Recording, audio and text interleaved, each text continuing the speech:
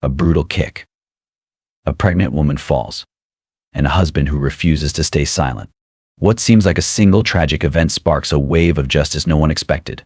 You're about to witness a gripping journey, one where every step this man takes declares, this will not happen again.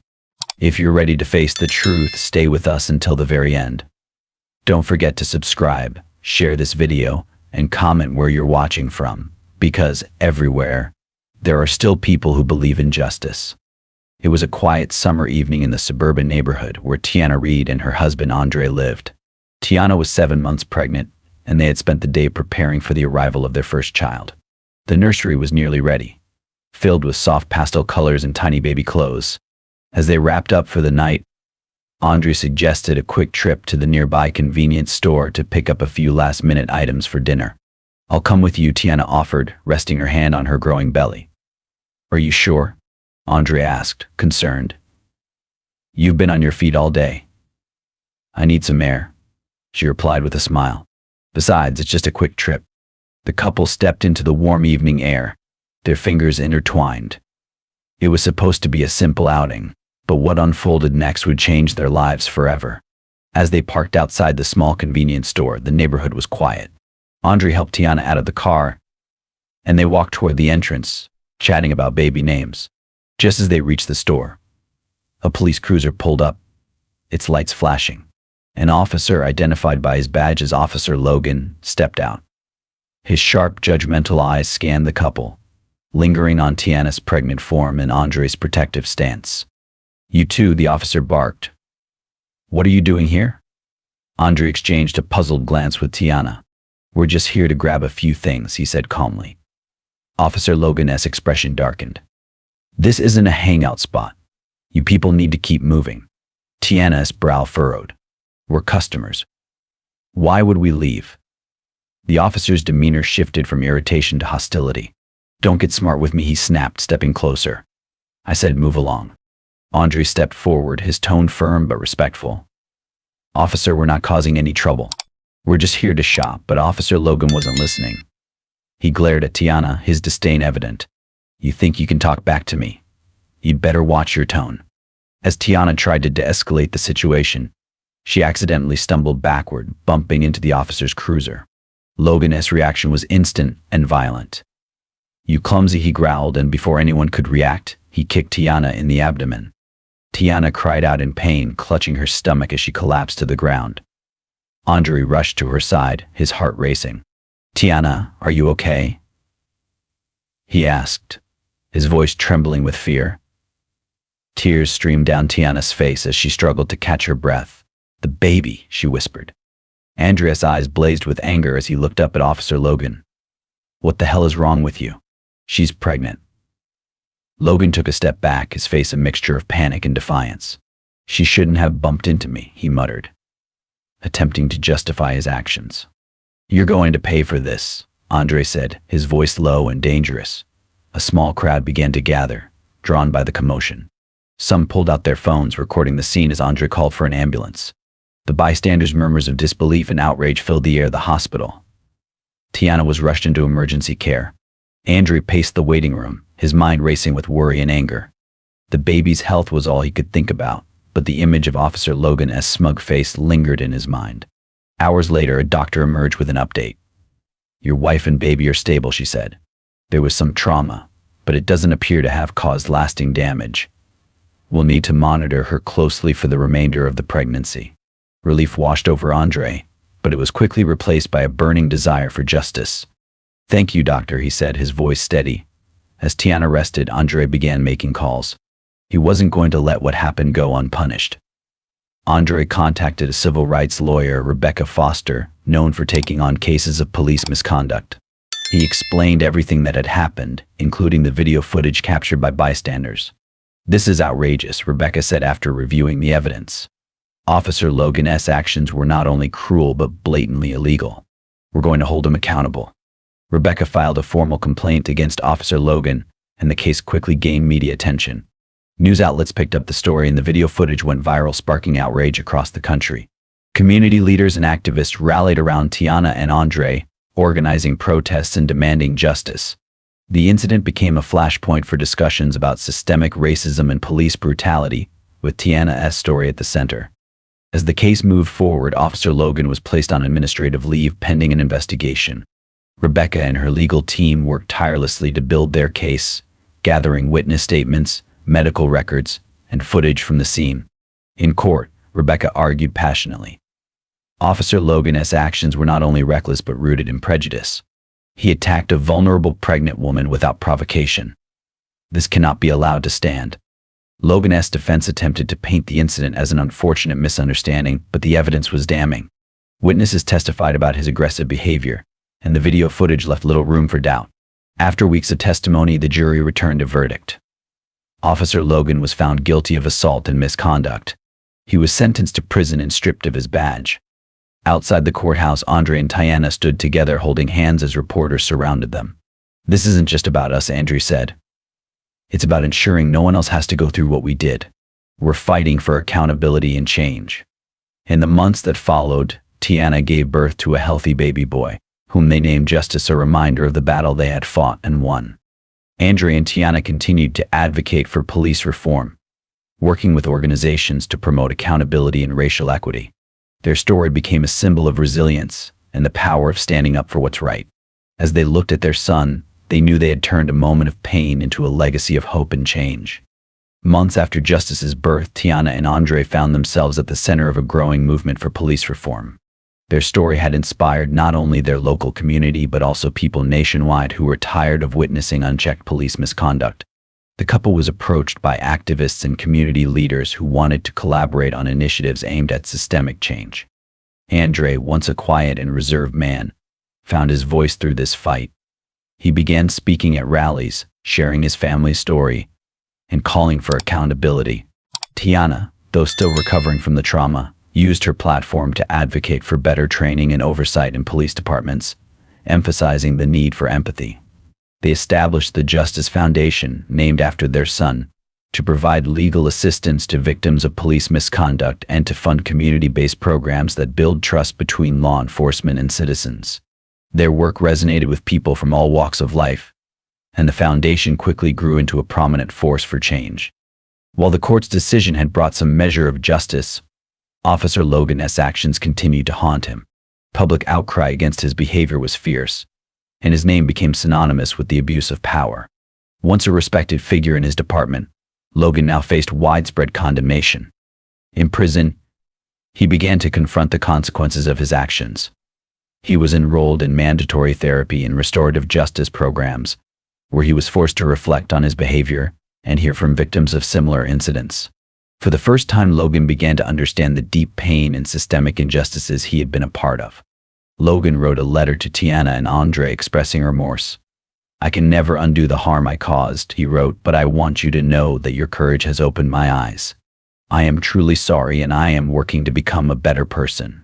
Tiana and Andre were skeptical of his sincerity but recognized that true change required not just punishment but education and growth.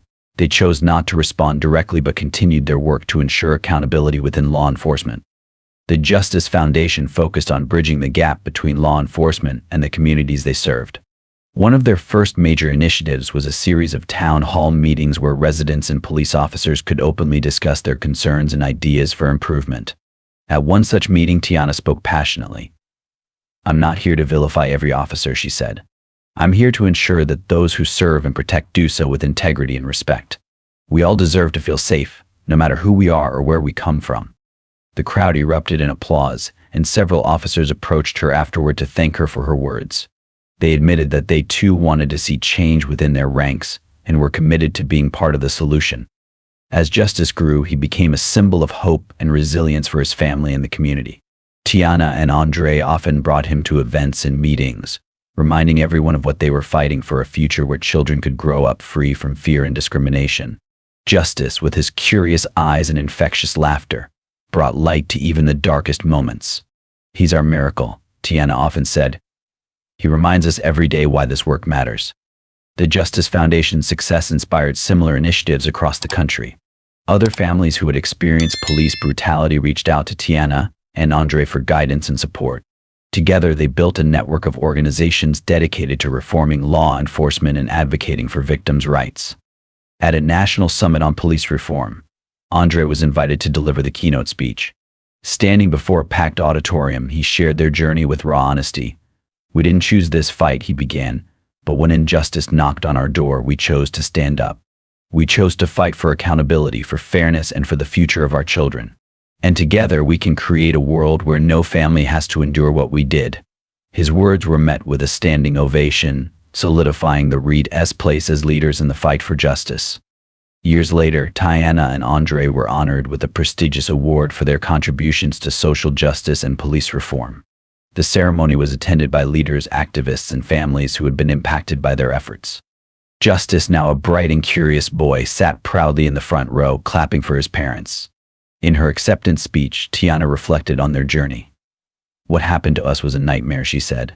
"But from that pain, we found purpose. We turned anger into action, fear into courage, and tragedy into hope. Our work isn't finished, but we've proven change is possible." As the audience stood and applauded, Tiana and Andre held hands.